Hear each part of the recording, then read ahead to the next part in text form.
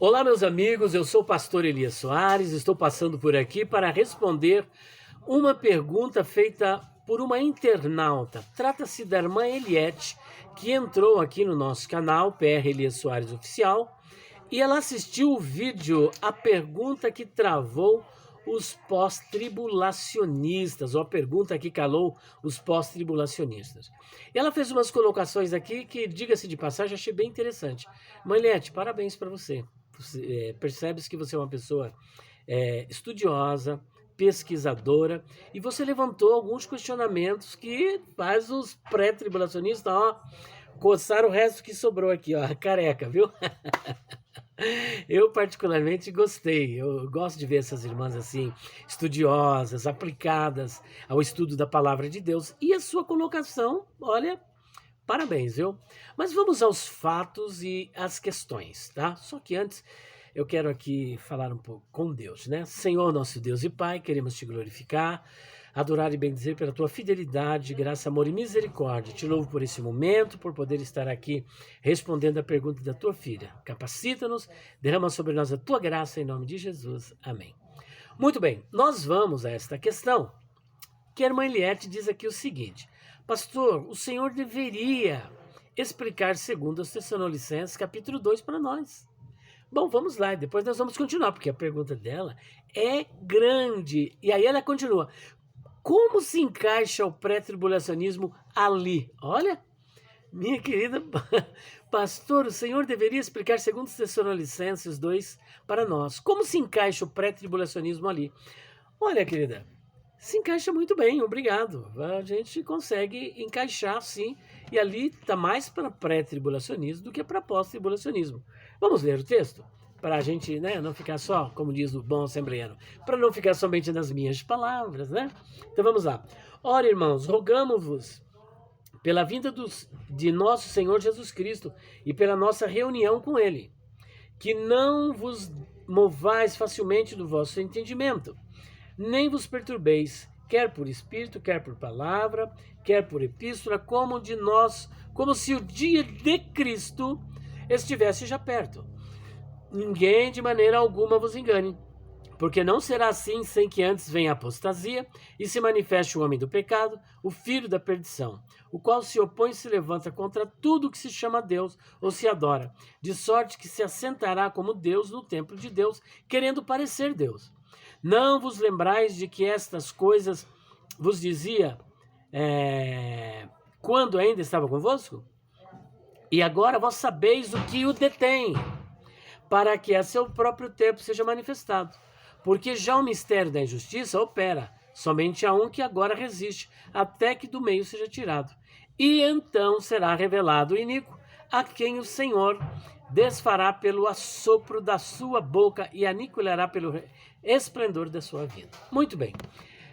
Esse capítulo aqui de 2 Tessalonicenses, ele tem uma peculiaridade muito interessante. Eu quero resumir porque a sua pergunta ela é longa.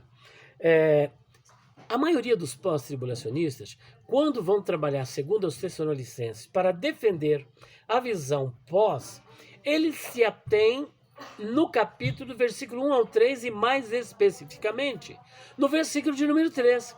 Só que eles dão um salto, famoso, né? Um salto no versículo 6, versículo 7 e versículo 8. Ele deve ser entendido à luz destes outros versículos também. Porque aqui o que ocorre? Nós temos uma palavra grega, se eu não me engano, apocalipto, que aparece aqui no versículo 3, ela se repete também no versículo de número, deixa eu ver aqui. Ela vai se repetir no versículo de número 6 e depois no versículo de número 8. É a mesma palavra. Lá no versículo 3 está dizendo que ele vai se manifestar. No versículo 6, repete a manifestação. Só que quando chega no versículo de número 8, esta revelação ela é completa. Se não, vejamos. Pega aquela Bíblia NAA, que está aqui. Eu estou aqui na livraria, bem aqui escondidinho, e já fechei até a porta para poder responder a sua pergunta, irmã, porque eu achei muito interessante. Geralmente eu não faço assim, mas essa daqui eu achei interessante. Estou com essa NAA aqui, ó, capa de couro legítimo. nós vamos agora ver nessa tradução da NAA, olha só que interessante como é que está escrito aqui na NAA, capítulo 2, o versículo de número 8, olha só. Aqui no 7 diz assim, irmãos, devemos sempre dar, ou melhor, é o 2, 3. Capítulo 2, 3. Ninguém de modo nenhum os engane, porque isso não acontecerá sem que primeiro venha a apostasia e seja revelado o homem da iniquidade. Bom, aqui ele está dizendo que será revelado, mas ele não diz quando isso irá ocorrer. Só que o bom pós-tribulacionista já dá isso aqui como um fato certo, como concluído. Aqui ele está apenas relatando que isso vai acontecer. Agora, quando você vai para o versículo 6, ele vai te dar uma nuance de como procederá esse ocorrido. Ó. E agora, vocês sabem o que o detém. Ou seja, significa que ele ainda não se manifestou, mas tem algo, um agente que está restringindo a sua manifestação completa. Tem um agente restringente, um agente que restringe essa manifestação do anticristo. E então no versículo 6 ele diz, e agora vocês sabem o que o detém, para que ele seja revelado no tempo certo, a seu tempo. Traduzindo, é no momento certo em que ele será revelado. Só que existe um agente que está retendo ele, um agente que está segurando ele, está detendo para que ele não seja revelado. Lá no 3 diz que ele vai se revelar, aqui diz que ele vai se revelar no tempo certo, e ele só não se revela porque existe um agente que está restringindo a sua manifestação. Mas agora pasmem, versículo 7 e 8.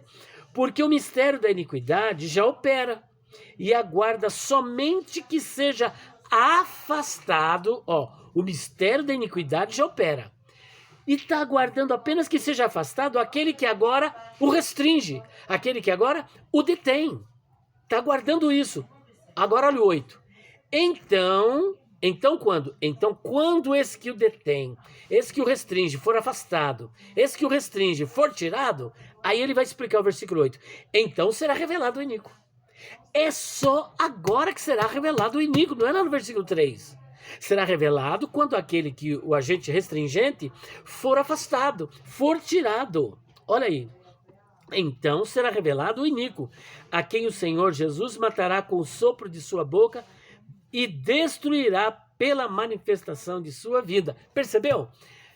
O anticristo só se manifestará depois que o agente restringente, daquele que o detém, daquele que o está prendendo, daquele que o está segurando, for tirado. Agora, quem é aquele que o detém? Quem é esse agente restringente? A igreja habitada pelo Espírito Santo. Quando a igreja for tirada pelo poder do Espírito Santo aqui da terra, então o anticristo se revelará plenamente. Aqui no grego, a ideia é de uma revelação completa, de uma revelação plena. Isso prova que o anticristo só se manifestará, só se revelará após a remoção, o afastamento da igreja. Ora, se ele só vai se revelar após o afastamento da igreja, quando o agente que o restringe for tirado, isso significa que a igreja não passará pela grande tribulação, porque o anticristo, a aparição dele, a manifestação dele aqui, será no período da grande tribulação. Só que enquanto a igreja não for tirada pelo poder do Espírito Santo, ele não se manifesta. Assim que a igreja é tirada, então ele se manifesta. Pronto, tá aí, minha querida. Esse texto é o texto mais pré-tribulacionista que eu já conheci. E não pós-tribulacionista, tá bom? Agora vamos ver aqui, que eu não quero deixar o vídeo muito longo. O que dá para nós fazermos? Aqui você diz o seguinte, Mateus 24, 27, todo olho o verá.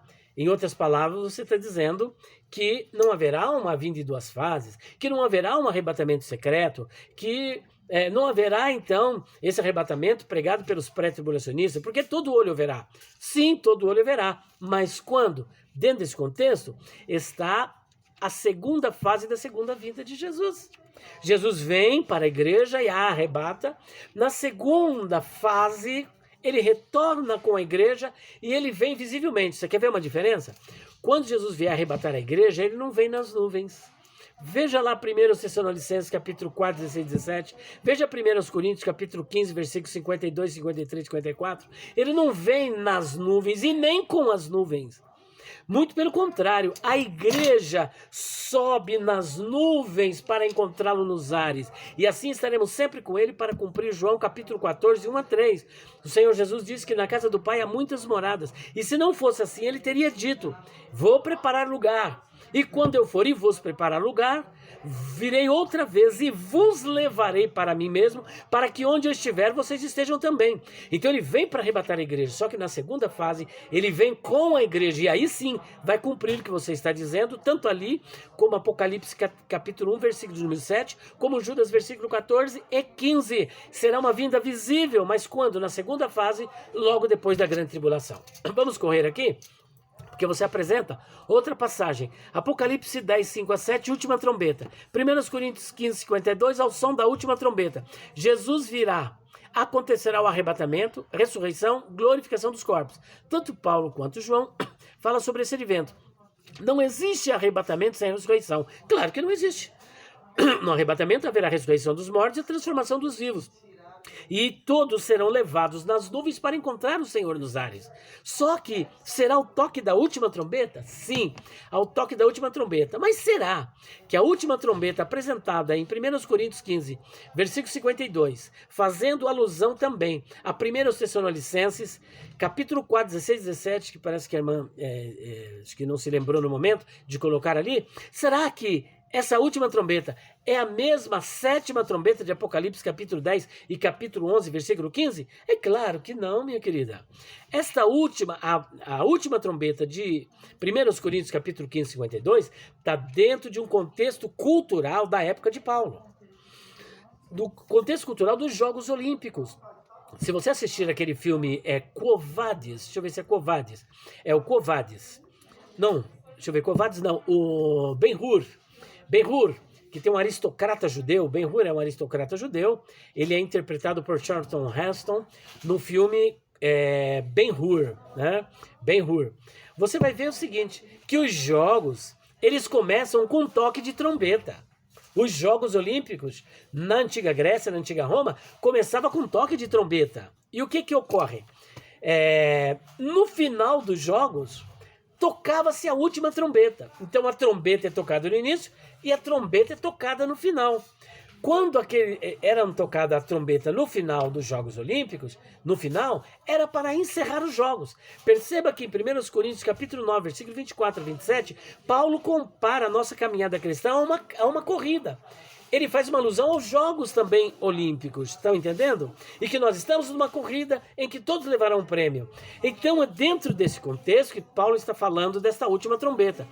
Porque você verá Paulo introduzindo nas suas cartas, principalmente em Corinto, na carta aos Coríntios, vários elementos da cultura romana, da cultura grega, ligada ao esporte, ligada à agricultura, ligada a tantas outras coisas.